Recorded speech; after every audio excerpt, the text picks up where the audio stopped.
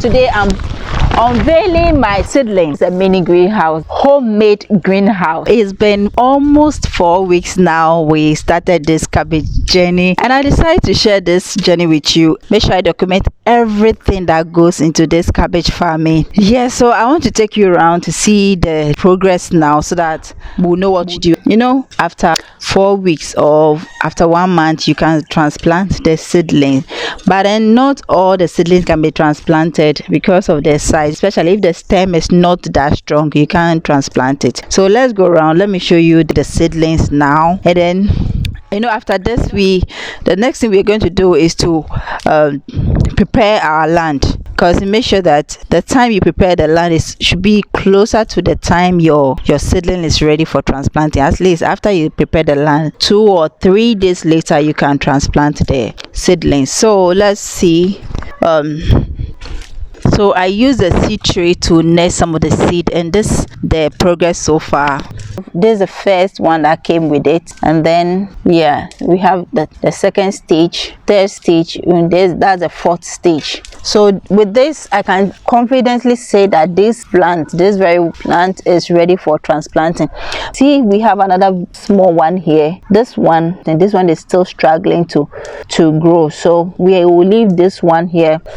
Well, so if you have been following me on this channel for some time now, I am into cabbage farming this year, and I've decided to document the process and share that with you. Okay, and making sure that I practice almost everything that we have learned in the previous cabbage video with Mr. Boachi. If you haven't watched that will be popping up somewhere here after this video. You can also go and check it out.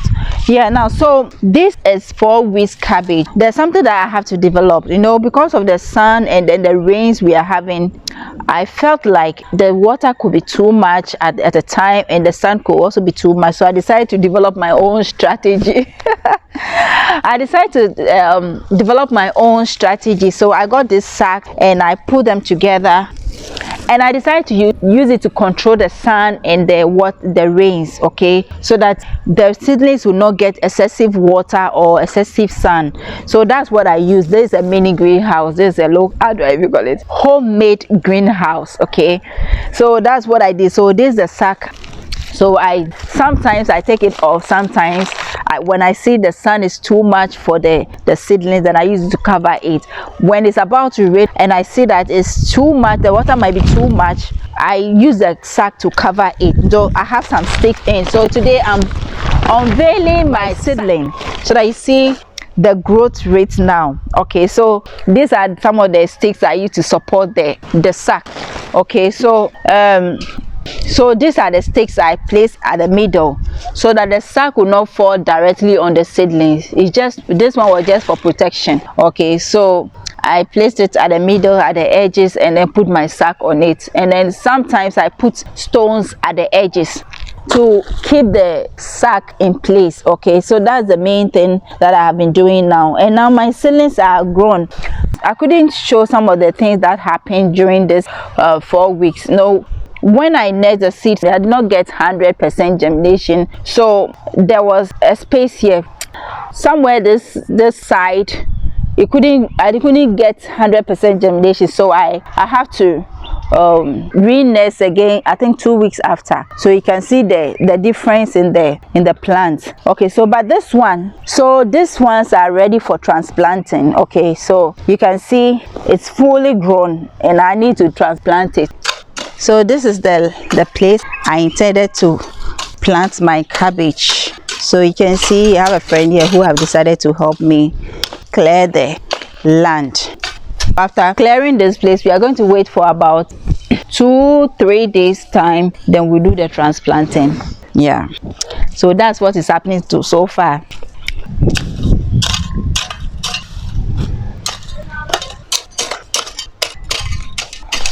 The guy who did the weeding for me is not around to help me create the bed, so I'm going to do that on my own. I'm going to do it bit by bit till I finish everything. If he comes and help, I'll be fine. That will really help me. But if he doesn't come, then I'm going to take the mantle into my hands and do it myself. So let's go and let's start preparing our bed.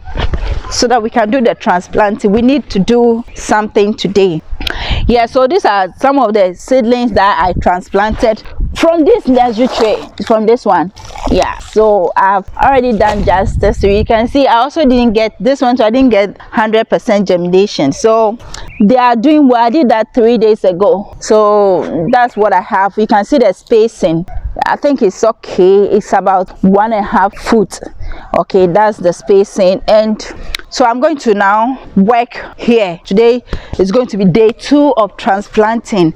Okay, we're going to create a bed. We wet the bed. I'll just take you through the process, how I'm going to do it. Then we continue from there. Okay, so let's get our hole and then we'll do the transplanting. Yeah, so that's I'm in a neighborhood, so you can hear people talking. Just accept that for me. Yes, so we are going to start work, and so let's do the weeded. We have already cleared the place, but we need to tend the soil and then wet the soil before we do the transplanting.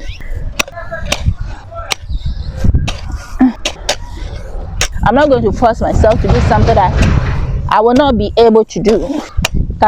So if I'm going to do this all alone, that means it will take me like a week to do it, because I'll not be able to finish everything in a day. Okay, so that's my journey with cabbage farming. Yeah, so far. Yeah, so farming is not an easy job, but if you have laborers to do it. So sometimes if you are doing your farming in a farming community, I think it helps because you can be able to get laborers, can be able to get people to help you to work. When you're in a community like this, a big community like this, sometimes it's very difficult to get people to work on your farm for you. Yeah, so that is the only issue we have here.